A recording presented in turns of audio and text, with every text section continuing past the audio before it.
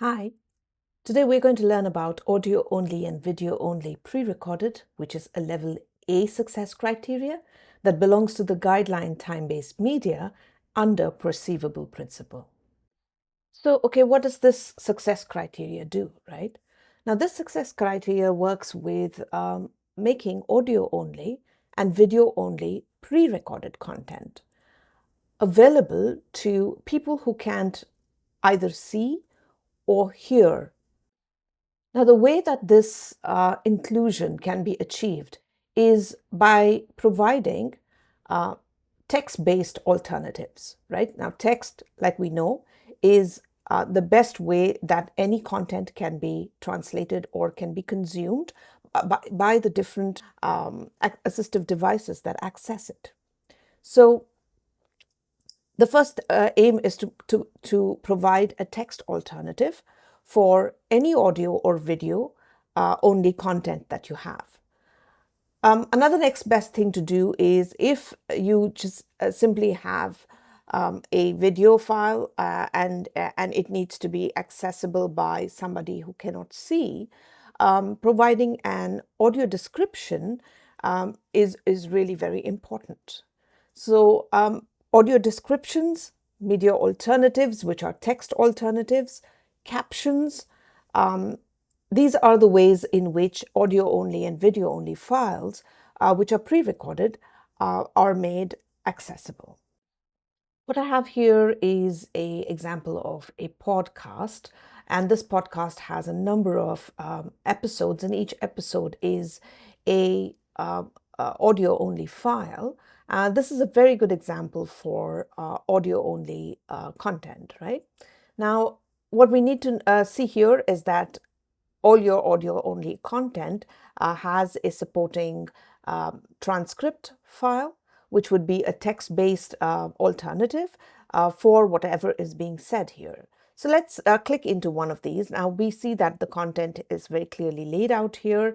You have a little blurb of information, and you also have a heading for it. Now so I'm going to click on this first episode of the podcast, and let's see what happens. So we come into this page with the podcast here. We have 3 tabs here: show notes, chapters, and the transcript. So if you see, the transcript has been laid out very clearly with the name of the speaker and the timestamp here and the content of what is being said. So this is very well laid out. This is how a transcript is written. And you get to see that they have a nicely written out transcript. The transcript link is right next to the podcast, which is important. You also have a tab for chapters here, and the chapters can take you to certain points within the content here, within the podcast, right? So very nice. So can I click and go to that point? So Yes. after we finished that, we started working with a friend who'd suffered a spinal cord injury. So for years, how you navigate that complexity to make it happen? Yeah, certainly. So when we started, we were building for Windows and Mac OS, but we kind of decided actually. So this is really good. And then you have notes,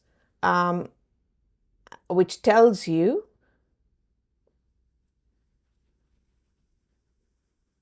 about the content in brief, right? So if you don't have the time to go through the entire transcript, you can understand what is being said by reading this note here. They have a lot of supporting information as well. Very well done. Here is an example of a silent movie. And this is a lot of fun for somebody who has perfect vision or who can see this, and they can understand by the actions what this is saying, by the little plaques of information that would turn up. They would understand what this movie is, even though it's silent, right? But for somebody who cannot see, this movie would mean nothing because there is nothing supporting and no audio description that can tell them what's going on in there. So that's the purpose of an audio description, that the audio description can tell you what's happening in that video. And you here is somebody who cannot see the video, right? So you just hear what exactly is happening in that video. So we'll just go through this for a little bit, and then I will show you what an audio description really sounds like in another example. Oh no.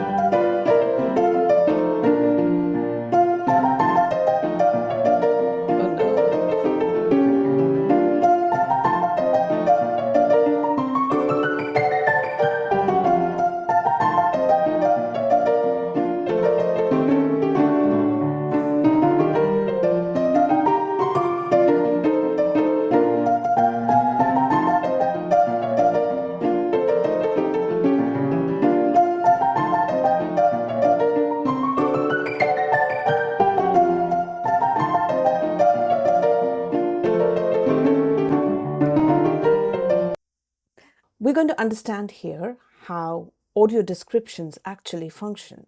So this is an example of a movie on Netflix. I'm just going to show you a small part where you will understand how audio descriptions work. So the audio description option has been selected here, and I'm going to simply just play this so you can hear how it narrates the video that's being played. And Gilbert Films presents an Oh Good production.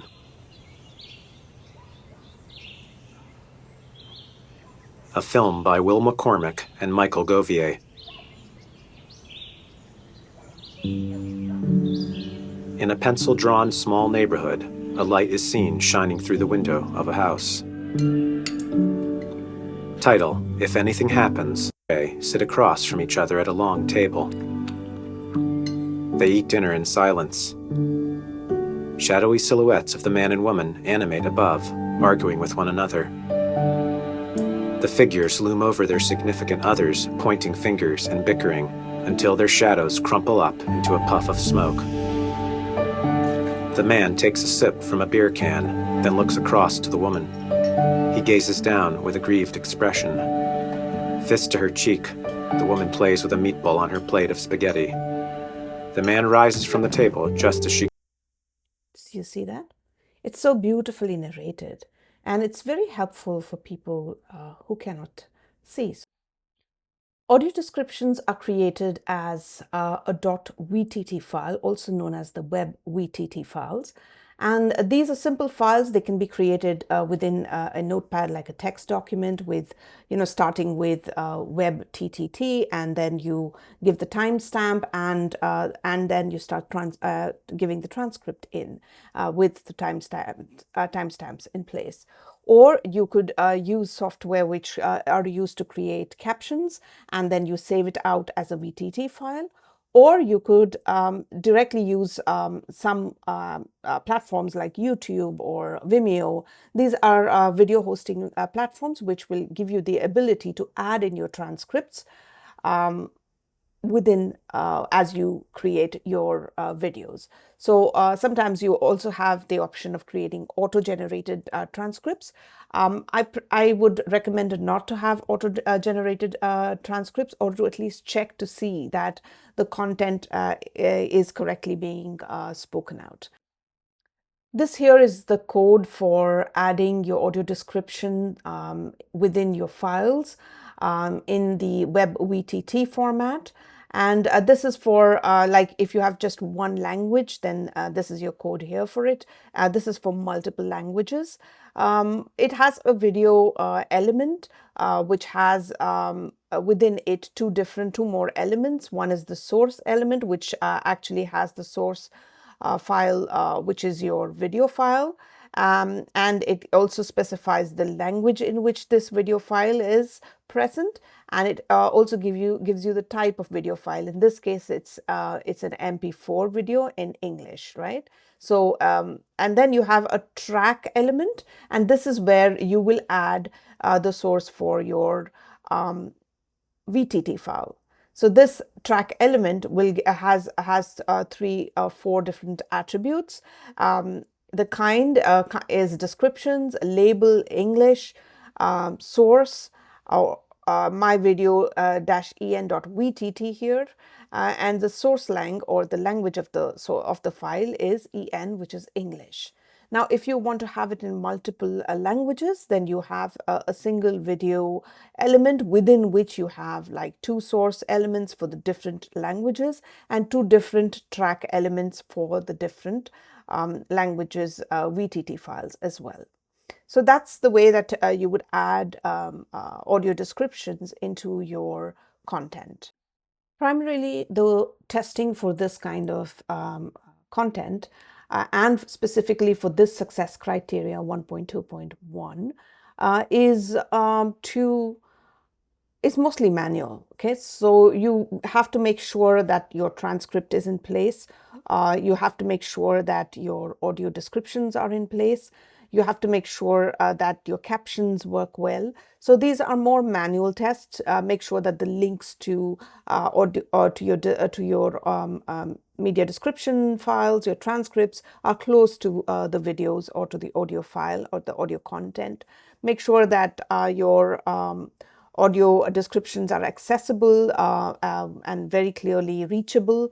Also, you can do a test with the screen reader and to make sure that they are screen reader friendly or keyboard accessible. So the keyboard and the screen reader runs, they do also fall under the other categories of success criteria within WCAG, but for specifically just for audio only and video only pre-recorded level A, you need to just ensure that your audio only and video only files have got the required text alternatives present. Okay. Thank you so much. Please subscribe, like, or share. Thank you. Bye.